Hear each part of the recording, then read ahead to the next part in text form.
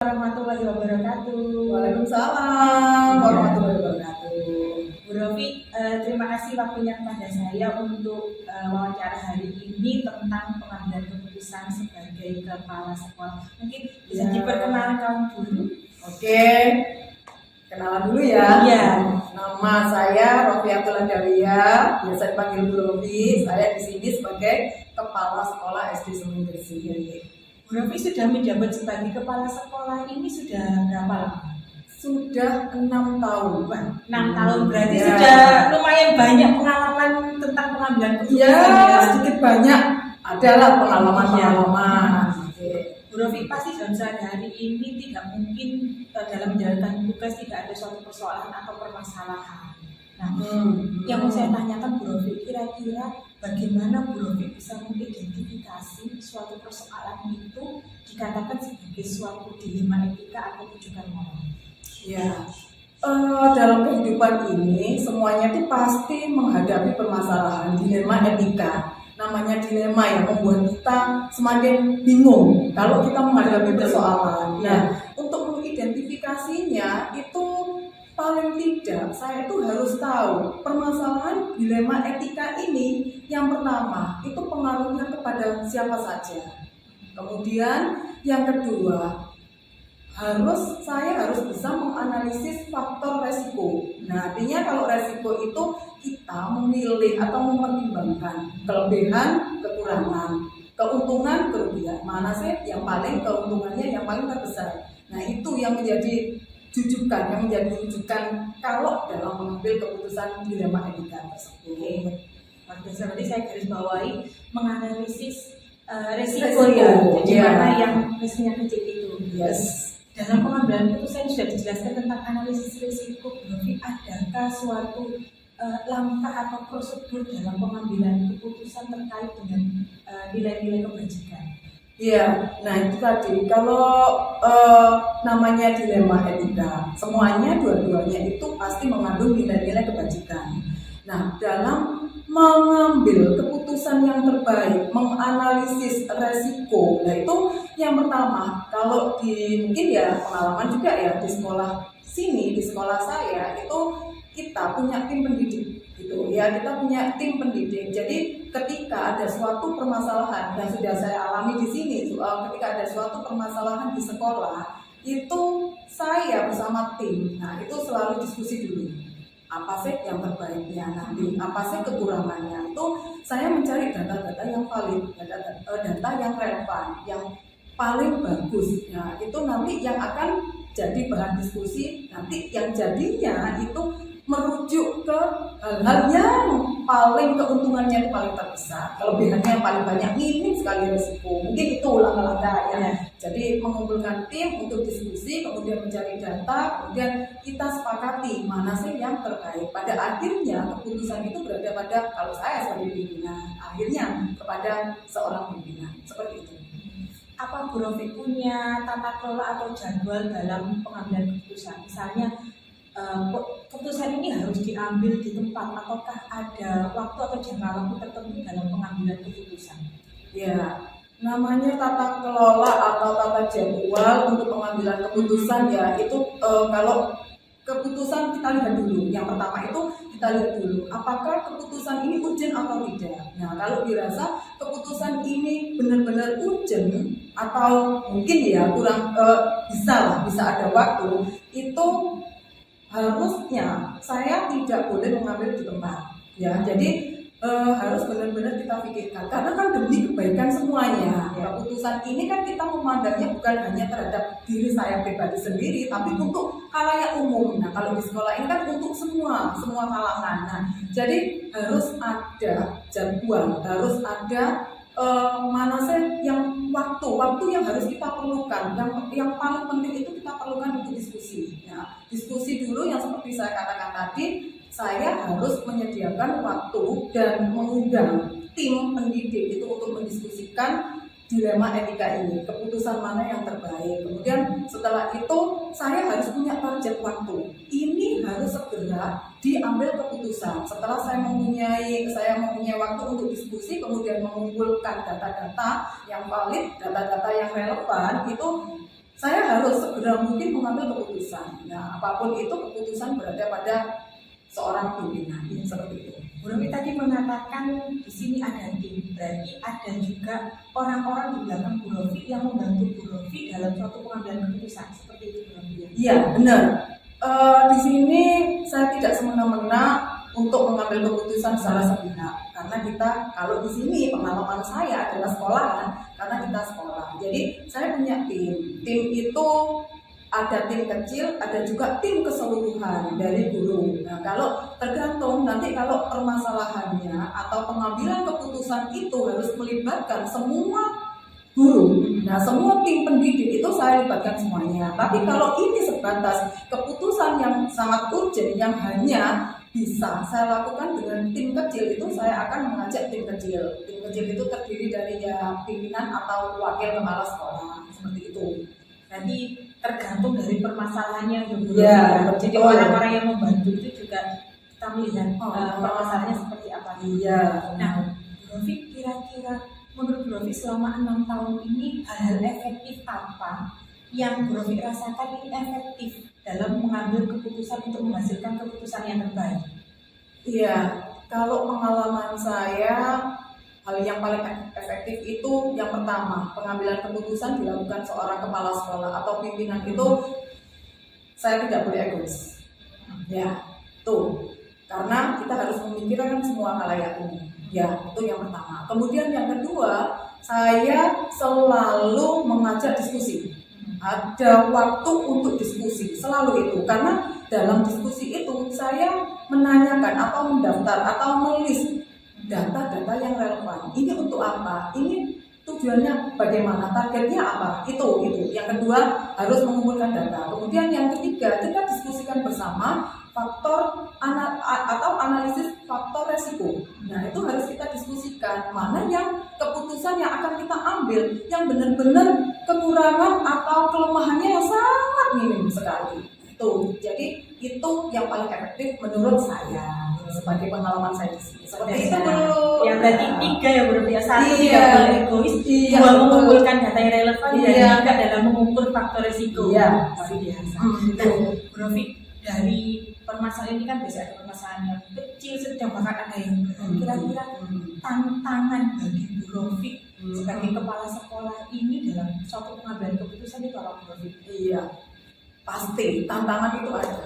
Ya, pengambilan keputusan itu gampang-gampang susah ya. Kalau misalkan saya egois itu segala tantangan pasti hilang. Tapi saya kan memikirkan kebaikan untuk semuanya. Nah, dalam hal mengambil keputusan itu tantangan. Yang pertama adalah faktor kepedulian. Nah, itu tantangan.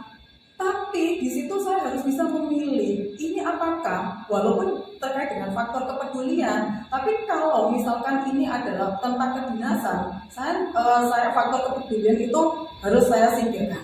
Nah, artinya kita di lembaga sekolah ini bukan lembaga kayak dinas sosial ya. Artinya kita harus membedakan ini kedinasan, ini care sama teman. Nah, itu tantangan faktor kepedulian atau care kita terhadap mungkin kepala sekolah terhadap anak buahnya atau bawahannya atau teman-teman itu tantangan faktor kepedulian.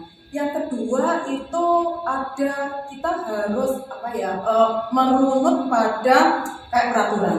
Nah, itu kan dilema juga. Maksudnya tantangannya itu saya bagaimana cara mengambil keputusan harus sesuai dengan peraturan ataukah saya harus jalur keluar. Nah, itu sebagai tantangan bagi saya. Bagaimana saya harus mengambil keputusan yang benar-benar terbaik. Nah, itu ada 2 kalau saya harus bisa faktor kepedulian atau care terhadap sesama, terhadap teman. Yang kedua, faktor peraturan. Nah, seperti itu. Yang ini super sekali Bu Rofi, karena yang disampaikan Bu Rofi ini loh sama seperti yang saya pelajari di pendidikan guru penggerak ini, adalah di situ ada faktor justice versus mercy. Jadi ada faktor keadilan yang di situ bertentangan dengan rasa peduli. Betul. Dan ada juga tentang pengambilan keputusan berbasis peraturan. Iya. Biasa Bu Rofi.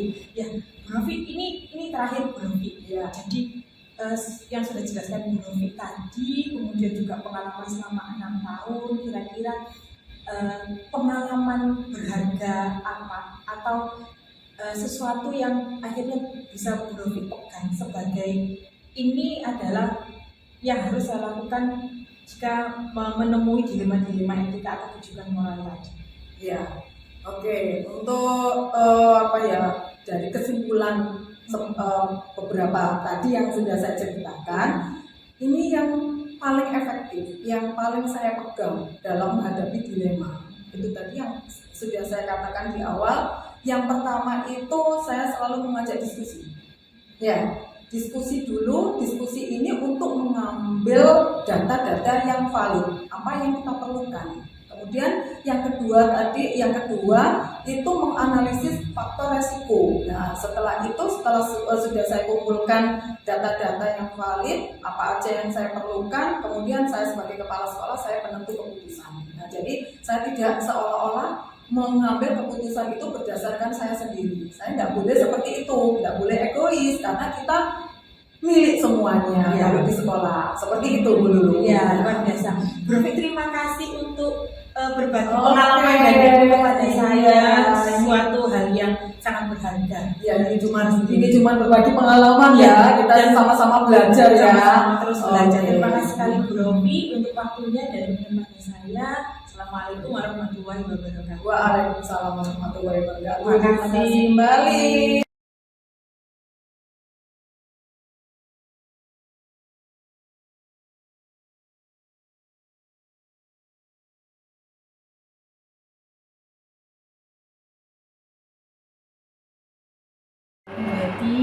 Waalaikumsalam warahmatullahi wabarakatuh. Bu Happy, ini perkenalkan saya dulu CGP Angkatan 6. Ini saya mau cari Bu Happy selaku kepala sekolah di UPT SDN 6 Gresik. Ya, Bu Happy, di UPT SDN 6 Gresik ini siswanya ada berapa? 504 siswa Bu. Oh, Masya Allah, banyak sekali. Alhamdulillah. Kalau untuk gurunya Bu Happy, Total guru semuanya 32. 32. PTT dan guru. PTT dan Iya, jadi kalau dihitung gitu jumlah gurunya ketemu 27, PTT-nya ketemu 4. Iya, Bu Happy, berarti ini alhamdulillah institusi yang besar ya Bu Happy, dengan banyak murid dan banyak guru. Tentunya setiap hari ada berbagai macam persoalan yang dihadapi Bu Happy setiap harinya. Iya Bu, bermacam-macam. Semakin banyak orang kan semakin banyak masalah ya. Dengan berbagai Iya. karakter dan pemikiran Iya, masing-masing. benar. Kemudian Bu Happy, berarti ada dilema etika. Kadang-kadang dalam suatu pengambilan keputusan ini kita dihadapkan pada suatu pilihan, dua hal. Apalagi kalau misalnya kasusnya itu kita berpikir di sisi ini benar, di sisi ini juga benar. Kira-kira langkah apa yang diambil Bu Happy untuk mengatasi pengambilan keputusan dilema etika ini? Ya, dilihat dulu ya Bu, diidentifikasi dulu. Jadi kami biasa mengidentifikasi karena ini berhubungan dengan dilema etika. Berarti yang dilakukan adalah benar dan benar. Iya. Jadi dilihat masalahnya dulu. Biasanya saya juga membicarakan dengan stakeholder yang ada di sekolah. Jadi tergantung kasusnya. Kamu kasusnya itu. Iya, berarti kita lihat situasinya. Situasinya. Iya.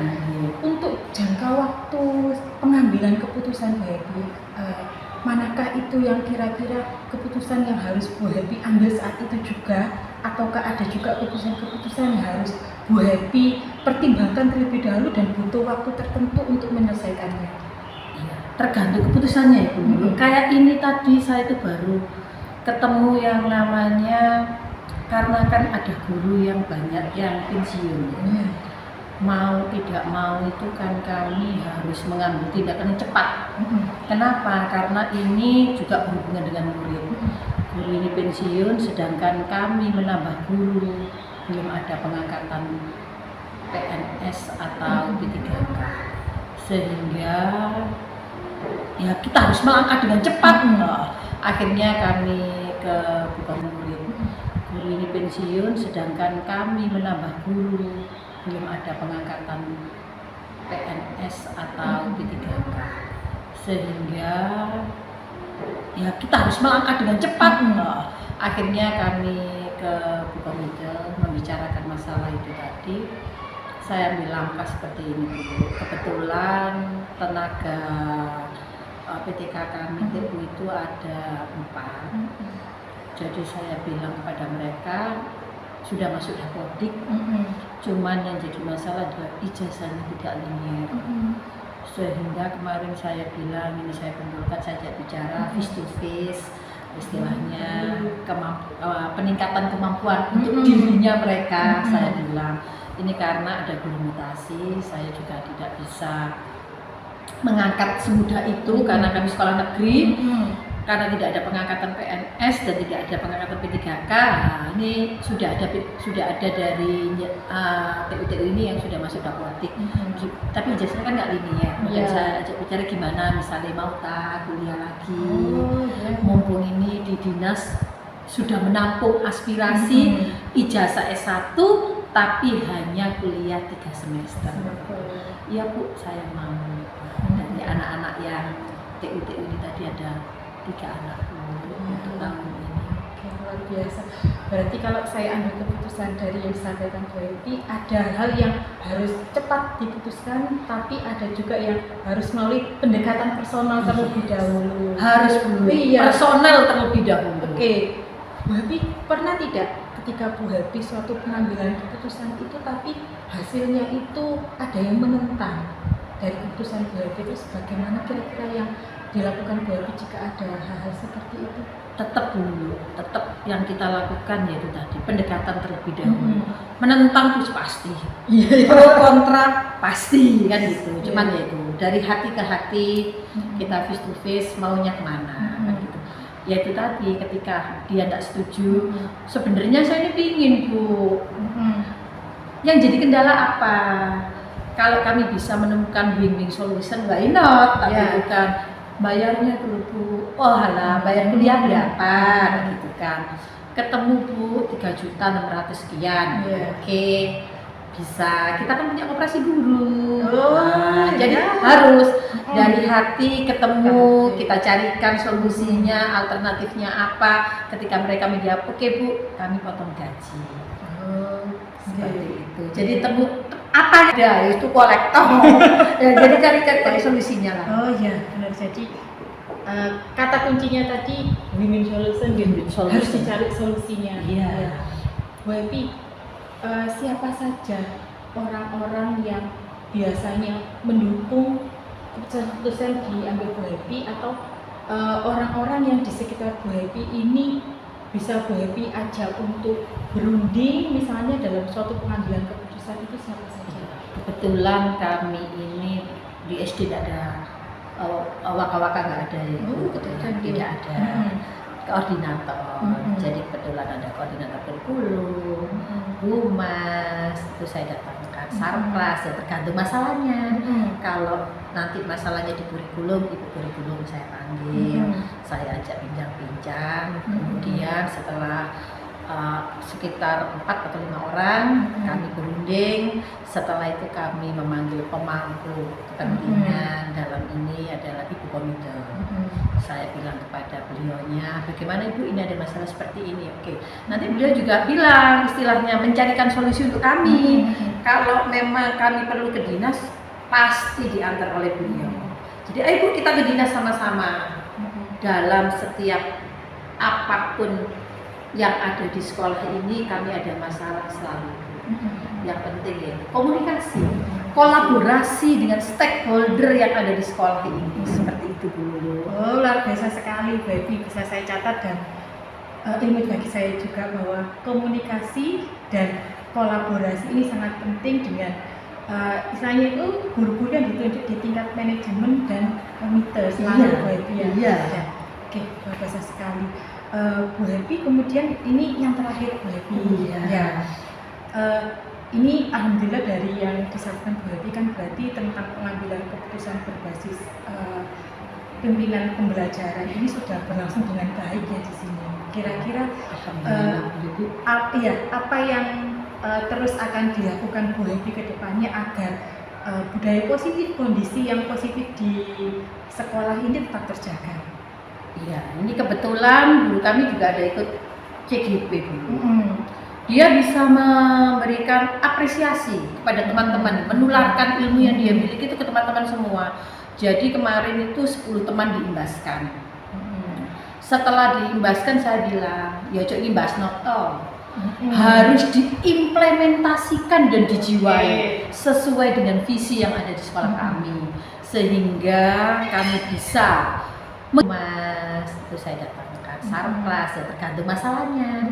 Kalau nanti masalahnya di kurikulum, ibu kurikulum saya panggil, saya ajak bincang-bincang. Kemudian setelah sekitar 4 atau 5 orang kami berunding. Setelah itu kami memanggil pemangku kepentingan dalam ini adalah ibu komite. Saya bilang kepada beliaunya, bagaimana ibu ini ada masalah seperti ini, oke. Nanti beliau juga bilang istilahnya mencarikan solusi untuk kami. Kalau memang kami perlu ke dinas, pasti diantar oleh beliau. Jadi ayo bu kita ke dinas sama-sama. Dalam setiap apapun yang ada di sekolah ini kami ada masalah selalu.